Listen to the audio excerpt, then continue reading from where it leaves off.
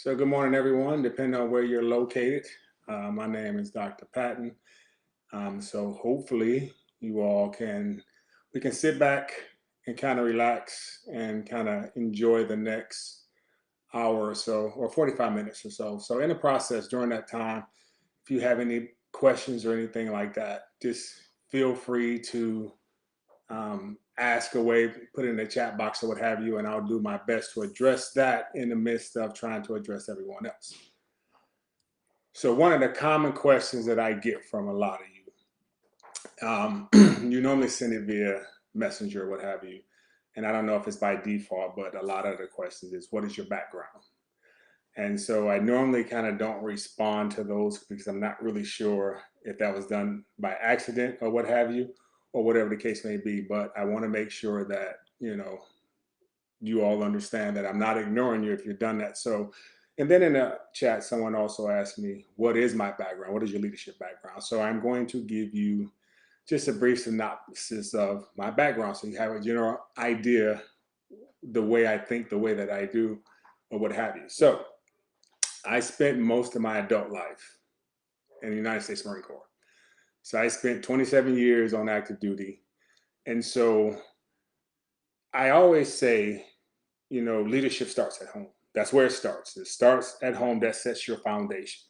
But growing up as a child, you really don't realize that. You don't understand what you're being taught and that you're being mentored and molded and things of that nature. So you don't get stuff like that. So you don't understand. And that's perfectly fine.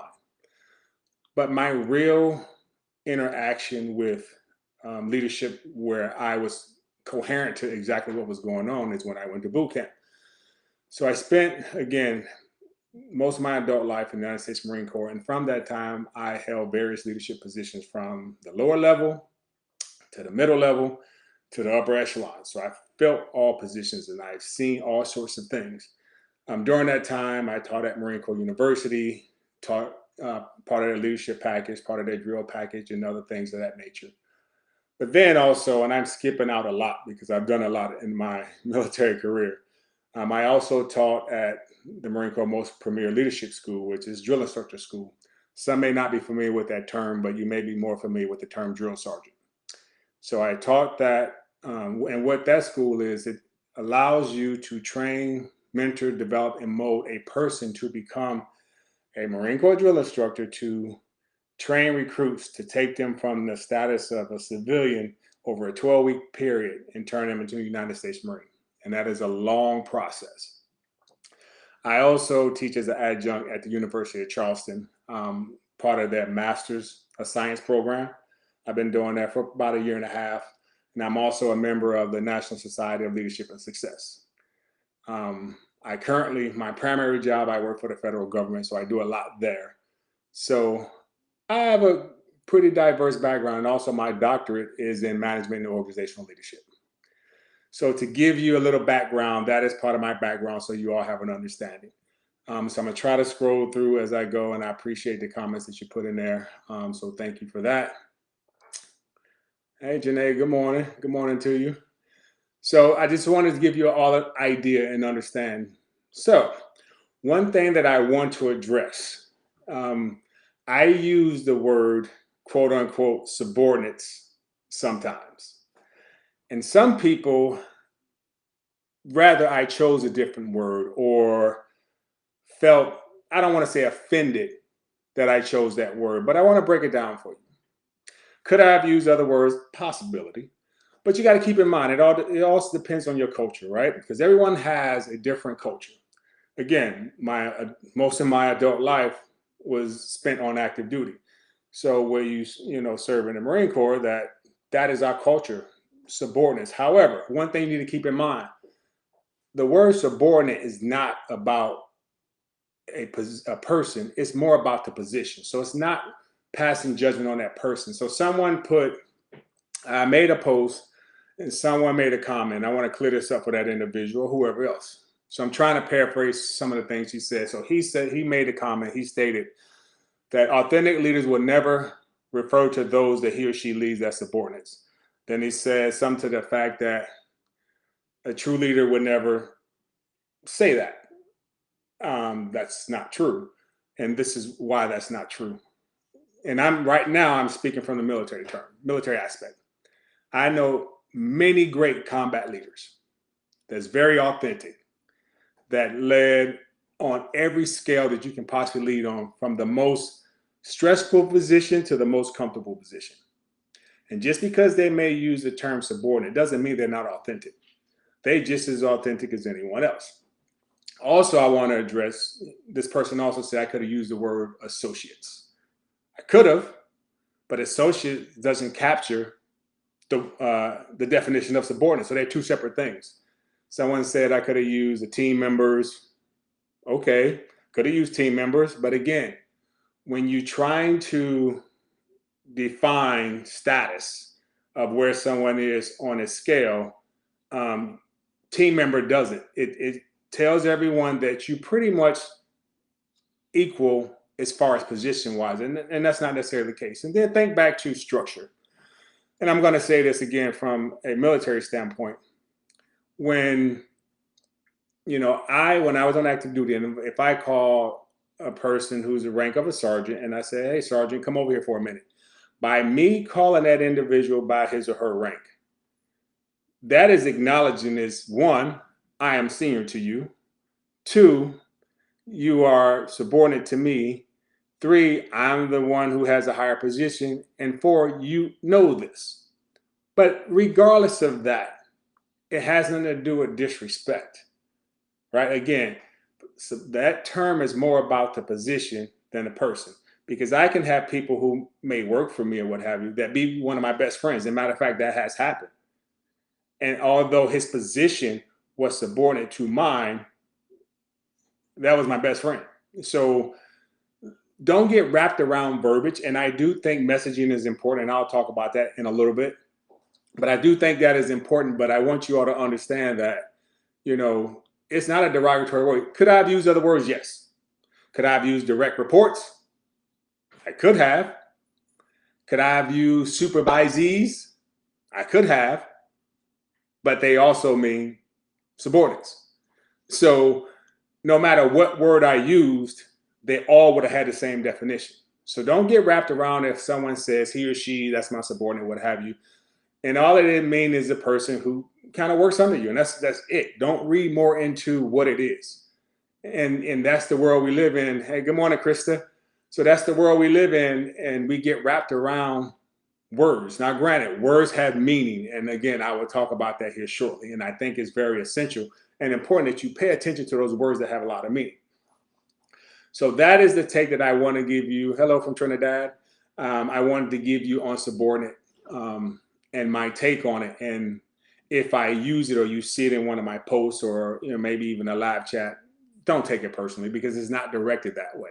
So for the person who wrote that comment and who replied to my message, hopefully you hear this, because I actually thought about writing a comment. I don't reply to everybody because it's just a lot. And sometimes I do reply and you see those as well. But I just wanted to paint that picture for you so you all know and have a clear understanding of that. Now, I'm going to ask you a question. And if you're in here, put it in the chat, put your response in the chat. I want to know what you think. And then I will come back to it later. I will definitely come back to it later. So let me ask you this. Can you manage something that you have no control over? Is that possible? So if you can put that, hey, Larry, good to see you. And there are followers. Actually, I just saw your comment, and there are followers, and I do use that term also. I do use that term, and that's also one that's used, is partly universally recognized. But again, I just want to make fine. Just wanted to make sure I was clear on that. So my question is, again, can you manage something that you cannot control? And so if you don't respond in the chat, that's fine. Hello from Texas. If you don't respond in the chat, that's fine. But I will come back to this. I will make sure I come back to this. But I want you to think about that question. Okay, Brandy said, nope, only control is your own response. I like your response, Brandy. And again, I will come back to that. Thank you for responding to that. And it said, you can manage your reaction. Okay, I see that. I like that. You can definitely manage that. That is definitely essential. But also, you control your reaction. So I'm more so, can you control or manage something that you have no control over, that you have no control over? Hi, Jamie from OKC. All right. Now, so what I want to get into, and I want you to really understand that one of the biggest mistakes that any person, and not just in a leadership position, but just in general, but I'm going to gear it towards leadership. But one of the biggest mistakes that a leader can make is to assume that people think just like them. Leaders should never assume people think the way they do, because when you do that, you expect the results that you think you would give if you were doing the same thing. You can't assume everybody think like you. And what happens is, if you assume that, you'll be highly disappointed and frustrated. Because remember, everyone has different backgrounds, different experiences. They walk different miles in life. And all that experience, different upbringing, makes them a part of who they are. It helps mold them into something or someone that the person they is at that moment. And with the different experiences, you cannot expect that. You cannot expect someone to, let's say, perform something at your level. And I remember I was having a conversation with, my director a little while ago. And, just to give you a little background of that story is, this one of my peers was frustrated that, a member of his team was not giving him the results that he wanted, because, no matter what he did, he was not getting the results that he wanted.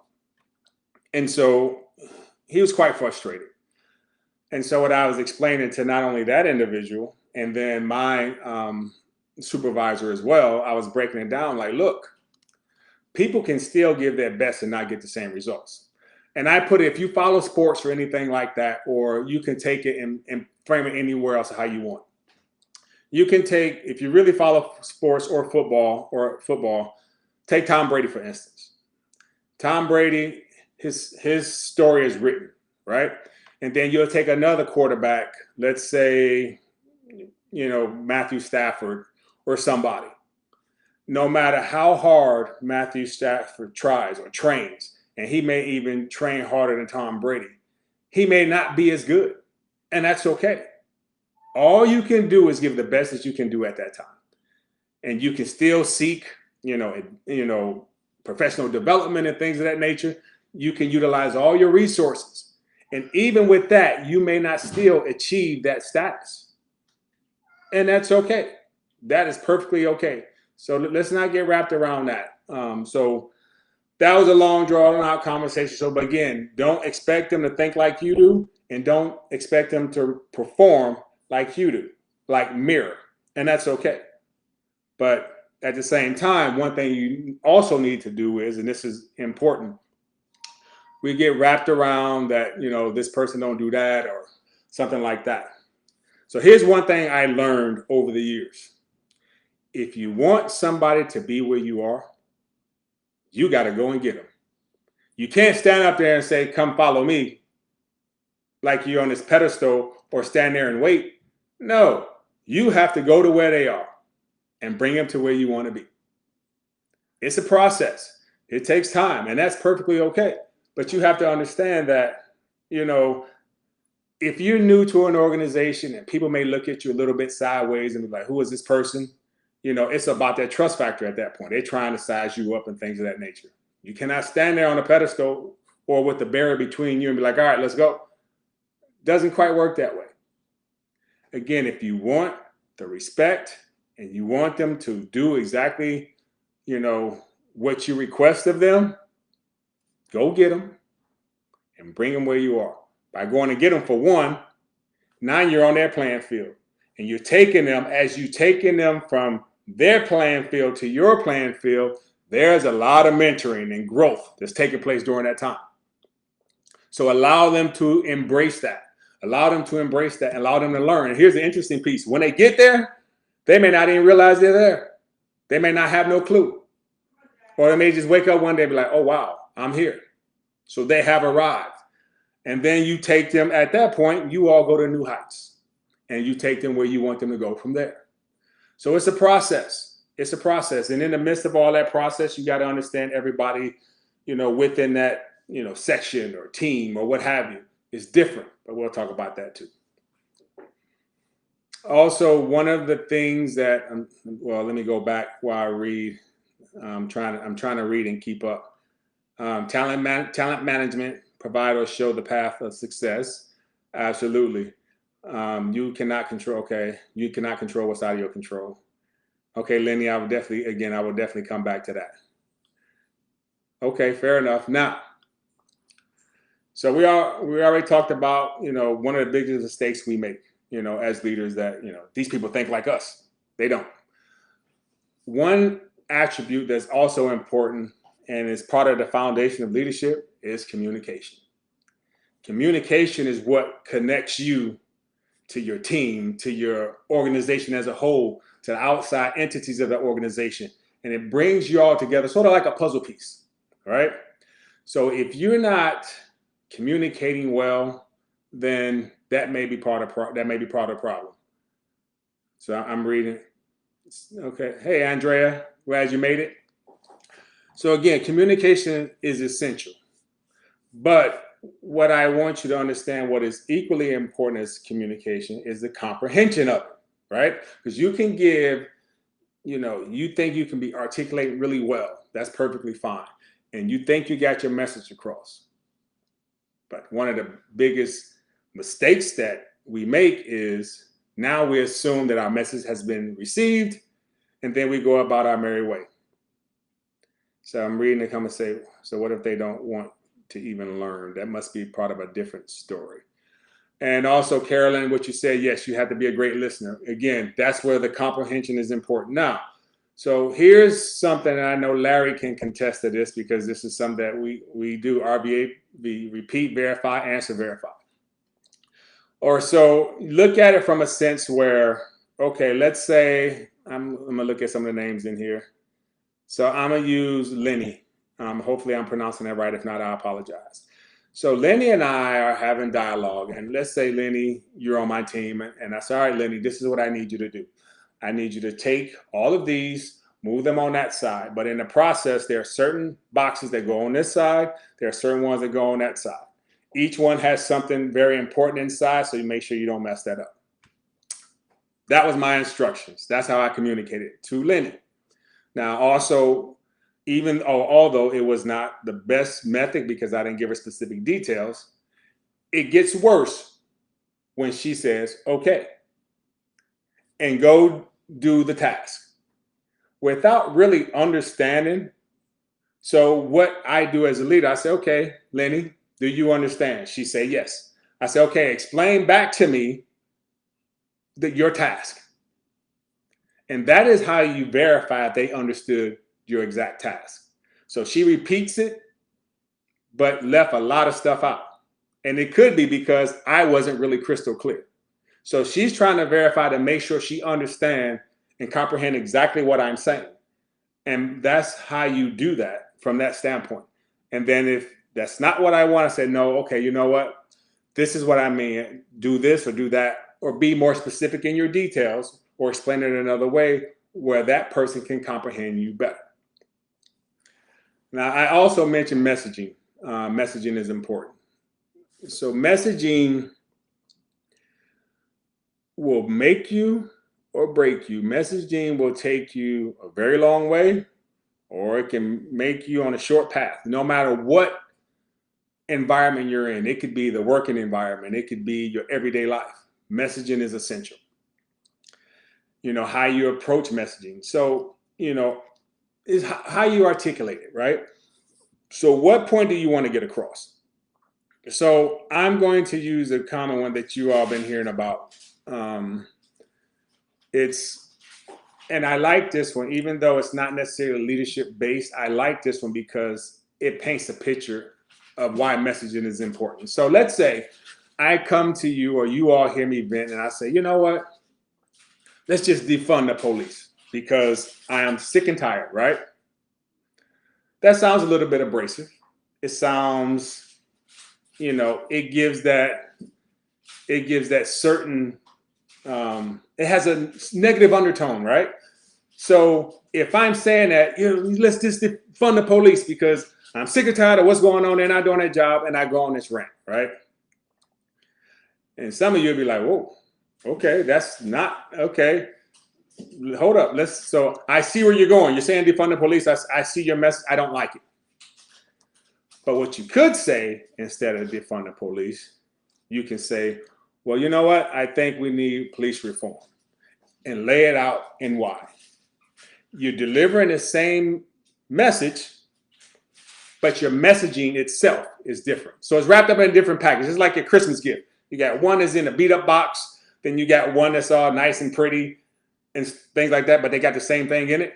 Which one is the person going to reach for? Probably the one that has a prettier box. And it's sort of that old saying goes, you attract more bees with honey. Same rules apply.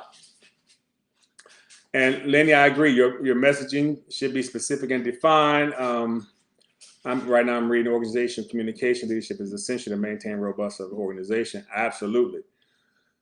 So messaging will, again, make you or break you. People will see you a different way how you deliver your message. And that's why it's important. But also remember, when you're delivering your message, no matter what message you're delivering, you have to maintain a level of respect, regardless of the position you hold, whether it's in a higher position, a lower position, you still have to maintain that level of respect. That will also, like, building that relationship with your team or the members within your organization. That's a whole nother story in itself, because those relationships are important. And one thing a leader will always know, that he or she cannot do things alone. You're not on an island. You have a group of people that will help put your pieces of your puzzle together. And without them, you cannot do it. Any questions so far at all? While I'm going through this, any questions at all? I'm just reading them. I'm just trying to get through some of the chats, some of the comments. So I apologize. And understanding your audience. You know what, Larry, I'm glad you mentioned that. And he and I go way back, by the way, way back. That's a whole nother story. So his comment, if you can't see it, he said, understanding your audience is key to messaging. That is a very true statement, because, again, it goes with packaging and things of that nature. Sometimes you cannot deliver the same message to different audiences. Well, you can, you just have to deliver it differently. So that's why knowing your audience is important. Knowing who you're talking to, knowing who's in the audience. And it's sort of like talking people at different levels. Some people you talk one way to, other people you talk another way to, but you are delivering the same message. So messaging is important, or should I say knowing your audience is just as equally as important, because you can't give a message that you can't give the same message to 5 different types of audiences. It won't go over the same. So how well do you know that audience? Make sure you know who you're walking in the room with and who you're giving your message into. So well said. All right. So messaging is important. And again, you have to always give respect regardless. Respect goes both ways. It's not just from, the person holding a higher position to the other. It goes both ways. If I'm in a higher position to you, I will never disrespect you, regardless. I may not agree with what you do. I may not agree with what you say, but I am not going to be disrespectful to you and talk to you any kind of way. And it should go both ways. And that's how, because no matter what, this is something that, you all need to understand, especially when you're feeling, you're in a leadership position, or you're a bona fide leader and you have the passion and drive to do that. You are not going to like everybody who works on your team. You're just not. And everyone's not going to like you. That's just how it goes. But you still treat them the same. You still give them the same respect. That doesn't change. They may have a great work ethic. Something about them you just don't like, and that's fine. Or they may be someone who gives you a bunch of problems. You still treat them the exact same. You still treat them the same. You still give them the same opportunities as you would give anyone else. You'll still teach, mentor, mold, develop, and make sure you set them up for success. And I think somebody mentions somewhere in here they don't want to learn. Well, you still do your job and give them the tools and resources to be successful. Now it's up to them at that point. Are they going to be their own demise or what? But don't let it fall on you. Give everything you got, whether it drains you, but that's how it goes. And I'll come back to about how leadership is continuous kind of thing. We'll get back to that. But we'll get to that. Also, what's important that you all need to think about is picking and choosing your battles. So you have to understand that everything or every situation does not require lip service. Every situation does not require a comment. You can't win every fight. So if you try, and I get you want to stand up for your team, and some people want to jump on a table and all that. I got it. I understand it. But again, you got to pick and choose. You can't do that every single time. If it becomes a habit and you do it that much, people are just going to completely block you out and completely ignore what you say. And what you say could have so much substance to it. But by doing it so much, they're going to tune you out and no one's going to listen. And now you're going to look like, a person who constantly goes on a rant every time things don't go your way. Pick and choose your battles. Make sure the substance is there. Everyone don't require a fight, and even up front. So if you have to pick and choose your battles, some battles you may not fight right then. It may not be a let's fight it right now moment. It may be, okay, well, let me allow this to develop a little bit more to see where it goes. And then maybe I'll test the waters and see if it's even worth picking a battle. Because sometimes you get shot down before you even start. And if you test the waters, well, you're like, okay, right now it's a dead issue. Well, maybe I should come back and come to it later. So again, picking and choosing your battles, you can't do that all the time. So you just got to be careful what you say. Right now, I'm just kind of reading some of the comments. So I'm reading some Fernando's comment. If you get a chance, could you talk about I'm trying to read this whole thing. I'm trying to understand. Let me see. Could you talk about charging a mental for a company where employees got used to doing bare minimum? So you're talking about your culture where they pay won't make a difference. The amount of work doesn't change. That's in okay. So that's a cultural issue, and it's not just a cultural issue. I mean, it's much bigger than that. Because trying to understand your posts, it seemed like at this point you got a lot of people in that organization who just don't care. And here's the deal with that, right? When the culture, of an organization goes bad, where do you go? Do you follow the negativity of that culture? Or do you say, you know what? I'm going to keep a positive culture for the people who I can keep a positive culture for. Because if the culture's going really, really bad or it's really bad, sometimes you only can control what you can control. And if that's just your team, control your team. Try to keep them optimistic as possible. And I know sometimes that's hard. But you got to keep instilling their morals and values in them and why certain things are important.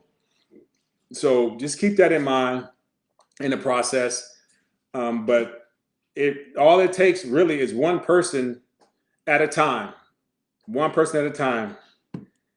Okay, so can you speak on being a young leader managing employees who are up to 20 years older?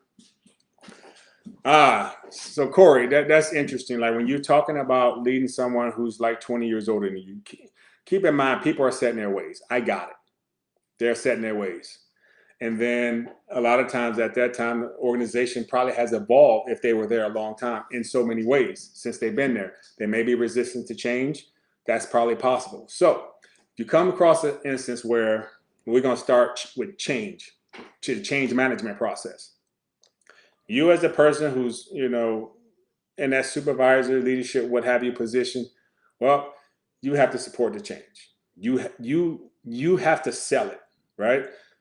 You can't, just because something that happens within your organization you don't agree with, doesn't mean you still don't sell it. If it's not illegal or hurt nobody, then support it. If it crosses that boundary, then you probably need to find another job. Now, these people are set in their ways, right? So you have to learn, about the generation. And it comes to knowing your people. And that was coming up next. It comes to knowing your people. Like, this person 20 years older than you, what do you know about that person? What do you know that makes that person tick? Have you looked into that? What are their hobbies? What do they thrive on? What is their past history? And it doesn't have to be in a formal setting. It could be just you having a conversation. It could be you just talking to the individual, just having a simple conversation. It's something as simple as that. So have a conversation, talk, get to know them, and again, you have to paint a picture of where the organization is going for them. Because again, some may not want to change, or some may look at you. So when you do that, don't go in a standoff position. Acknowledge, yes, I'm new to this process, or don't be afraid to acknowledge that. Don't be afraid to acknowledge, because they already know that you're a lot younger than them. That's fine. You're not there to reprogram them, by no means. You're there to kind of guide them in a direction you need them to go. And it's about influence. How can you influence? You may say, well, I'm 20 years younger. They won't listen to me. They will. If you influence and affect them the right way, they will. Have you been personable with them? Not personable where you really cross lines, but personal in the sense where, again, you know about them, because by learning about them, you know how you can help them. You know what they thrive on. You know the things that they want so they can be successful. Hey, Emily, good to see you. So these are things that, you have to focus on when you're dealing with that, because you will get a lot of kickback, right? So I look at it like this at this point. It's the battle of the wills. It's your will against theirs. And you should not lose at all. You should not lose. They will get tired of you being persistent, because think about the managers who may have came before you. If they broke them, they expect to break you too. Your will has to be stronger than theirs. If it's not, you lose and they win again. So keep that in mind. Keep that in mind. So when you try to manage, because you're not trying to control, you're kind of managing processes and things of that nature. So just keep that in mind. So hopefully that helps. And that comes about knowing your people. Also, in the process of knowing your people, you have to know yourself. Know where your weak areas are. Know what you can do to improve. Also, don't be afraid to seek out advice, and not necessarily from just your friends or your peers, but your supervisors and things of that nature. Get counselors on a regular basis. And one of the problems with that, people don't want to be brutally honest. They just don't.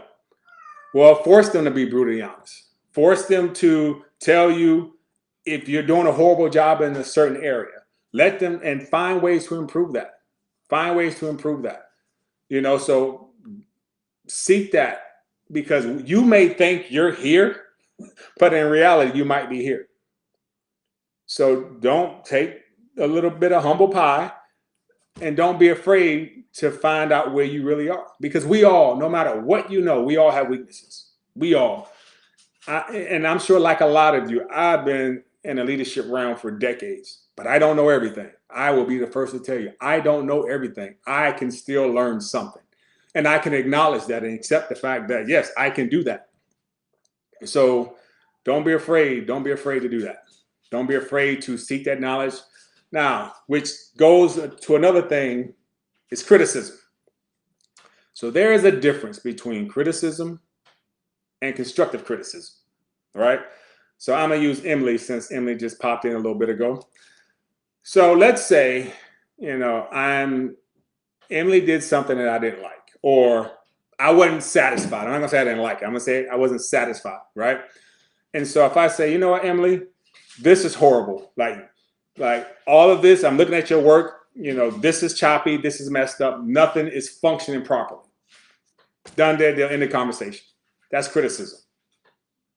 Constructive criticism is, Emily, look, I'm looking over your stuff, and I noticed you got, let's say I'm reading one of her point papers or what have you.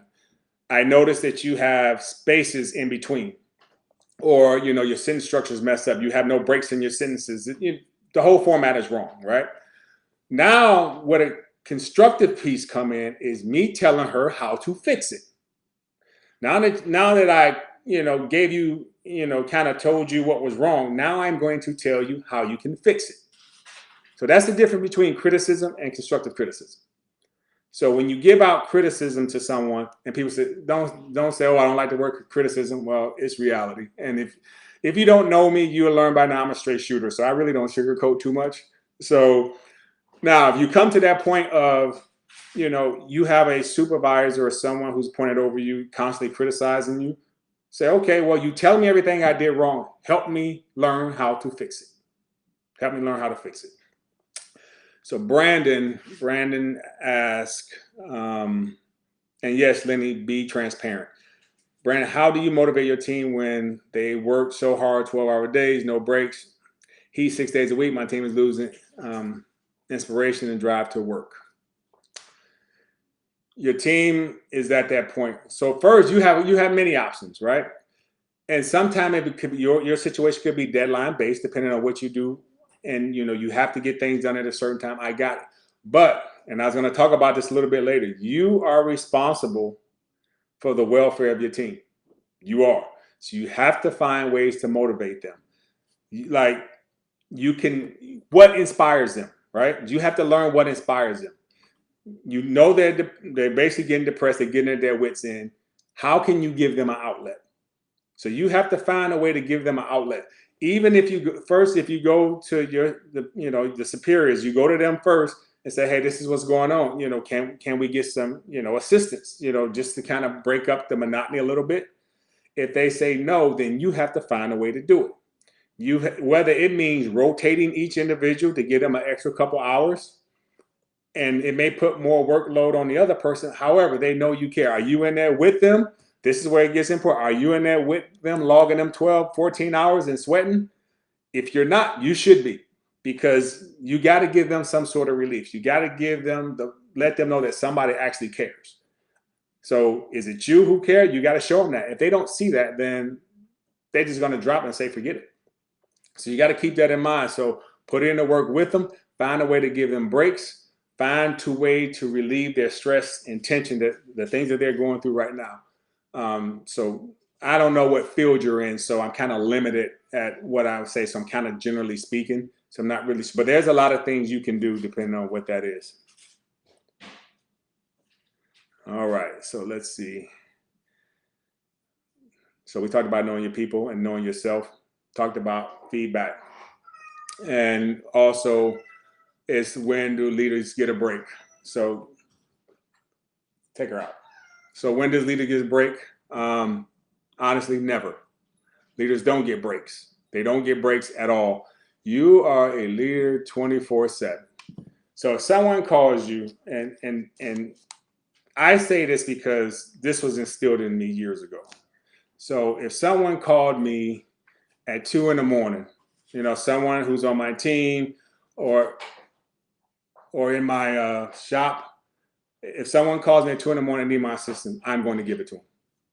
I'm not going to look at the phone and be like, oh, that's work. I'm not dealing with that. I'll wait till working hours to address that. I'm not going to do that. 2 a.m, 3 a.m, it doesn't matter. If you genuinely care about leading and the welfare of your people, then you will be there 24 hours a day, 7 days a week. And another thing you need to keep in mind, and I kind of alluded to it when I said that, it don't stop in the workplace. It does not stop in the workplace. Your 9 to 5, that's not how it works. And I know a lot of things that I'm saying may not be applicable to your situation, because I don't know everyone's in his situation. So I'm speaking from a general standpoint. And I'm also speaking from my experience and what some of the things what I would do. And it may not be applicable in your environment. And I get that. So keep that in mind.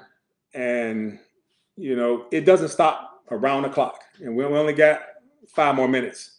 So just keep that in your mind. And remember, it does not stop. It's a continuous 24-hour day thing. And another important thing in leadership when it comes, one of the core functions is delegation.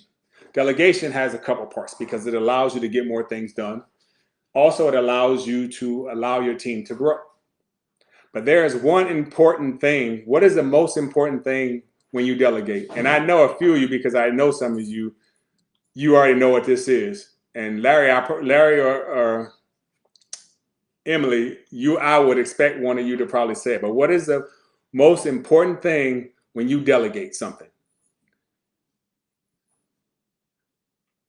I'm gonna give you a chance to respond, or any of you for that matter. Like when you're delegating, you as the person who's quote unquote in charge, you have one important obligation that you cannot neglect. What is it? I'll just tell you. It's supervise. There you go, supervision. You cannot delegate something and not supervise it. Even though you put the responsibility to do a lot of the task on someone, you still have to supervise to make sure the work gets done. I said delegation of work in order for them. Okay, the comments are going too fast. I'm kind of missing some of the things, but supervision, right? Don't delegate without supervising. Because if you're not going to delegate, because what happens when something goes wrong, no matter what happens, everything is always your fault. Always. You're the person in charge. It's your fault. So when you delegated some of these things, did you follow up and supervise? Did you receive certain checkpoints to find out? Exactly. You say BAMSs. People are like, what does that mean? Got it. But did you follow up with all this? Yes or no? That is something only you can answer. But regardless, it's your fault. So we run in low on time, but I told you I'll come back and address this before we shut off. I asked you, can you manage something that you cannot control? And most of you said no. And I'm with you. So do you give someone something that you wouldn't do yourself? Absolutely. I would not. If I give somebody something, I would do it myself too. Now, let's talk about time management. All right. So people find this very important because it's an important part of your day. Now, this goes back to the question I asked you earlier. Now, some of you are going to disagree with this, but again, this is my take and this is my opinion. There's no such thing as time management because you cannot manage time. You cannot control time. Time is set. You cannot change it. You cannot adjust it. Larry, she asked him what BAMS does it stand for, so go ahead and tell her. You cannot adjust it or anything like that. But what you can manage is the activities that you partake into or that you partake in throughout the day. You can manage the things, but you cannot manage time. You can manage your activities. You can manage things of that nature, the things you can control, but you cannot manage time. So I don't believe there's a such thing as time management. It's managing things that you have to do within a certain amount of time. Time will stay the same. Time will not stop. It will continue. It will keep going, and there's nothing you can do about it. The question that you need to answer is, what can you do in the amount of time that you have? And I'm going to leave you with that. But other than that, hey, I appreciate you taking the time out of your morning to participate and listen to what I had to say. But again, you can choose the topics. If there's something that you want to talk about, send it to me in a message or whenever I do the next live chat. You're welcome. You're welcome. Do the next live chat. Just let me know and we'll go from there. We will go from there. And I will do whatever I can to address all that. And I try to address as much as I can in the chat right now. I'm sure I missed some. And if I did, I'll apologize. I'll look through it when I can. I'll look through it when I can and make sure that I at least address it. At least address it or look at it sometime when it's appropriate. So other than that, thank you again. No matter where you are in the world, thank you for taking the time out of your day. And hopefully we'll do this again. Have a good one.